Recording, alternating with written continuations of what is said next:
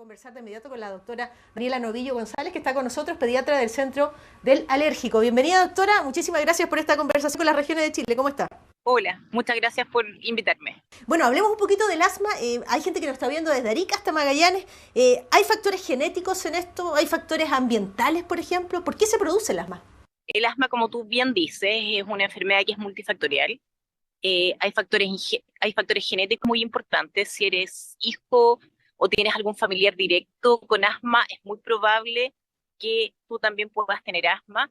Hay factores ambientales como la contaminación, algunos factores laborales, los pólenes, las alergias que también influyen en el desarrollo del asma, pero una enfermedad que no tiene una sola causa y no se conocen todos sus desencadenantes ni sus gatillantes. De eso quería hablar, de los gatillantes, porque algunos dirán, a mí me produce el asma el humo, por ejemplo. Otros dirán el tabaco, los ácaros del polvo, la contaminación del aire que usted mencionaba. Hay hartos factores, ¿ah?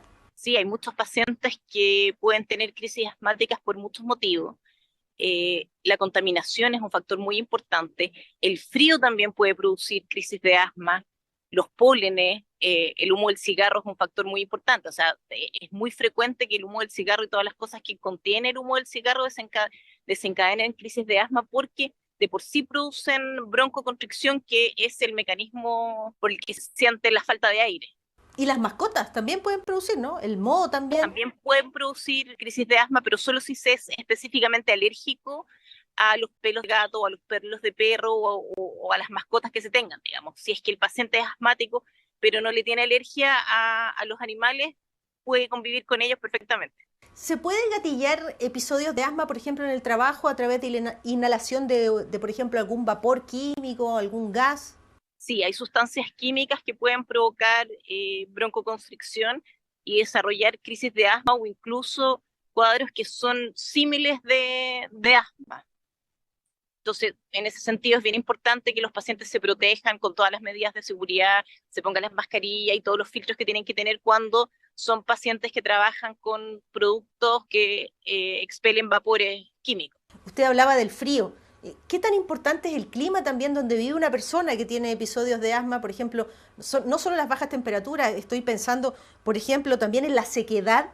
Bueno, el frío también produce broncoconstricción y eso también puede desencadenar asma, porque la inflamación que se produce en los pulmones mientras no están los pacientes en tratamiento, produce que el cambio de temperatura produzca o sea, más broncoconstricción y eso genere la falta de aire o el silbido en el pecho, y por eso es muy importante que los pacientes se traten. Claro, y la sequedad, por ejemplo, ¿qué efecto provoca? La sequedad provoca inflamación también. Ya, o Entonces sea, los hay humidificadores y ese tipo de aparatos que se usan en el asma o en climas muy secos para pacientes asmáticos ayudan a que las vías respiratorias no se inflamen tanto. Ya, o sea, estoy pensando, por ejemplo, en un paciente que vive en Magallanes, con el frío la debe pasar mal, ¿verdad? Un paciente que vive en el norte, en una zona seca también. En el norte, en realidad, como el clima es cálido, el ¿Ya? problema es el frío seco, más Ah, perfecto. que, claro, entonces en el norte, en las zonas que hay mucho polvo es más problemático, pero en general en las zonas de climas cálidos, aunque sean secos, no es tan crítico como en la zona fría. ¿Cuántos tipos de asma hay?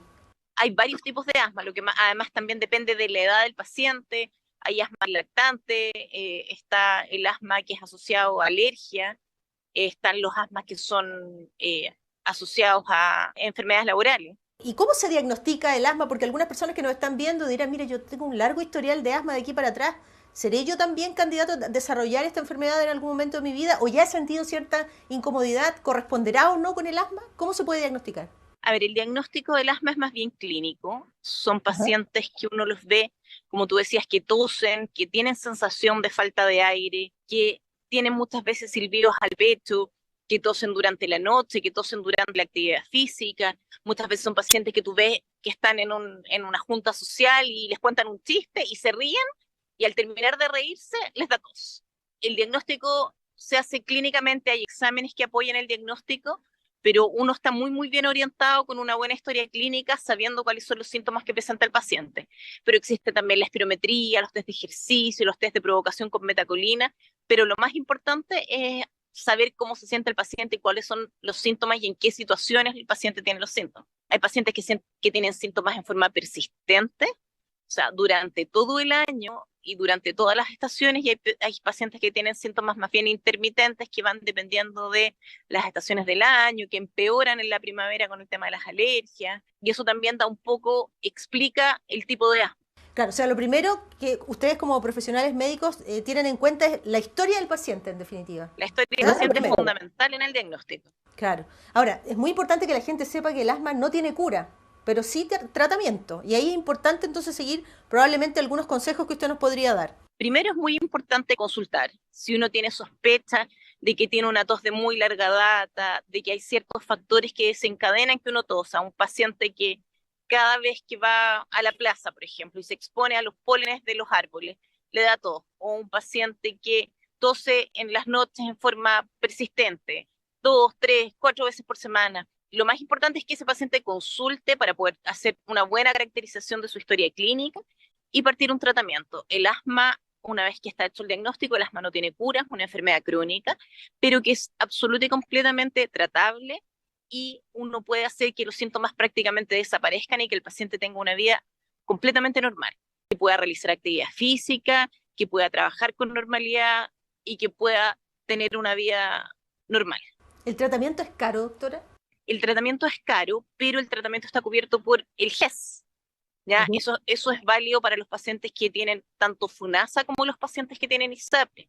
Entonces, sí, si uno se trata y no ha hecho efectivas sus garantías del GES, es un tratamiento que puede llegar a ser caro, pero dado que esta es una patología que está cubierta por el GES, el costo para el paciente es marginal. Ahora, si por alguna razón yo estoy bajo tratamiento, pero tengo que ir hacia un lugar o una situación que me complica y siento que de verdad estoy agravándome, ¿existe alguna especie de kit de emergencia al que yo pueda recurrir y que siempre debería traer en mi bolsillo, en mi bolso, mochila, cartera? Sí, los pacientes siempre tienen indicación de usar sus inhaladores, tienen indicado esquemas que son los esquemas de rescate, cuando el paciente se complica o siente que está más obstruido, siente esa sensación de falta de aire o siente el silbido en el pecho, el tratante siempre le deja un kit de emergencia. Mira, en caso de que sientas de tal manera o que tengas mucha tos o que sientas que te ahogas, tienes que usar tu inhalador cada cierto número de horas, y cada tratante maneja el kit de emergencia con su paciente de acuerdo a las necesidades del paciente. En los casos más graves, ¿a qué extremo se puede llegar? ¿Qué es lo que usted ha visto en la casuística? O sea, los pacientes pueden llegar a tener insuficiencia respiratoria y caer en paro respiratorio por crisis de asma. Los pacientes que son muy severos y que no están en control o que tienen una crisis muy severa pueden llegar a caer en paro respiratorio. Ahora que se nos acerca la época más fría del año, que probablemente es la época en que están más preocupados todavía los pacientes que viven con asma, ¿qué consejo les daría a ellos? Sobre todo porque estamos entrando en una etapa en que, por ejemplo, el Ministerio de Salud está llamando a la gente a vacunarse contra el COVID-19, contra la influenza, dice vacúnate con la dupla, dice el Ministerio de Salud. ¿Cuánto podría complicarse un cuadro de una persona asmática que además, imagínese usted, se infecta con un virus respiratorio? Es muy complejo, entonces es muy importante que primero, como bien dices tú, los pacientes se vacunen contra la influenza, se vacunen contra el COVID, porque cualquier cuadro respiratorio puede desencadenar una crisis asmática en un paciente susceptible. Entonces hay que vacunarse, hay que evitar el cigarro, evitar la contaminación intradomiciliaria, o sea, tratar de no usar estufas a parafina ni ningún tipo de combustión, o sea, tratar de evitar la leña, tratar de evitar la parafina. Si uno no le queda otra alternativa, mantener ventilada la casa, evitar que personas que fumen dentro de la casa, mantener las casas ventiladas y cuidarse en general. ¿Qué tipo de calefacción usted recomendaría? Hay personas que no pueden elegir, estamos viviendo una situación económica bien compleja, doctora, pero a ver, si tuviesen la posibilidad de elegir entre una estufa, por ejemplo, eléctrica o una estufa parafina, usted dirá eléctrica de todas maneras.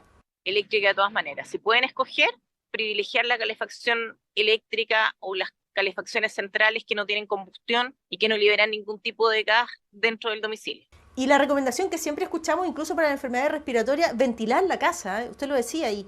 Sí, ventilar la casa es muy importante porque así no se acumulan los virus y bacterias que uno mismo tiene, digamos. o que uno con los que viene desde la calle y se mantiene un buen nivel de oxígeno dentro de la casa. ¿Ha conocido usted pacientes, por decirlo de alguna manera, porfiados, que juntan un montón de factores? Por ejemplo, estoy pensando en la gente que vive en ciudades que están muy contaminadas, por ejemplo, Coyhaique, ¿verdad? Que se calefacciona con leña, por ejemplo, y que además fuma. Imagínese ahí, pero la tormenta perfecta. No, es terrible, porque después terminan muy complicados y muchas veces, a mí que me toca ver niños, uno ve esos hijos de esas familias y pagan todas las consecuencias de un mal cuidado y un mal manejo general. Claro, ahora usted decía que como hay factores genéticos, puede que uno no se libre del asma de ninguna manera, ¿verdad? Puede uno tener la mala suerte de que por herencia familiar terminar con asma, pero usted dice esto no es el fin del camino porque si viene una enfermedad crónica, uno tiene tratamiento. ¿Cuál sería su llamado a la gente? Mi llamado a la gente es que consulten, se traten. El asma es una enfermedad que se puede manejar y que si uno lo logra tratar a tiempo, no provoca daños permanentes. Si es que uno no se trata el asma, los pacientes llegan a tener daño pulmonar, pérdida de elasticidad de esas vías respiratorias y un asma que llega a tener un daño que es irreversible. Si uno lo trata en forma precoz, ese daño no se produce porque uno evita la remodelación de los pulmones y puede tener una vida normal y tan larga como cualquiera. Cuando usted dice vida normal, ¿ese paciente asmático podría, por ejemplo, practicar deporte o tendrá limitaciones? Puede andar en bicicleta, puede correr maratones, puede hacer lo que quiera si se controla bien y se maneja de forma adecuada. Ahí está el llamado de atención entonces. Doctora Daniela Novillo González, pediatra del Centro del Alérgico, muchísimas gracias por esta conversación y le mandamos un abrazo. Igual un abrazo. Chao. Gracias. Chao, chao. Y en la comuna de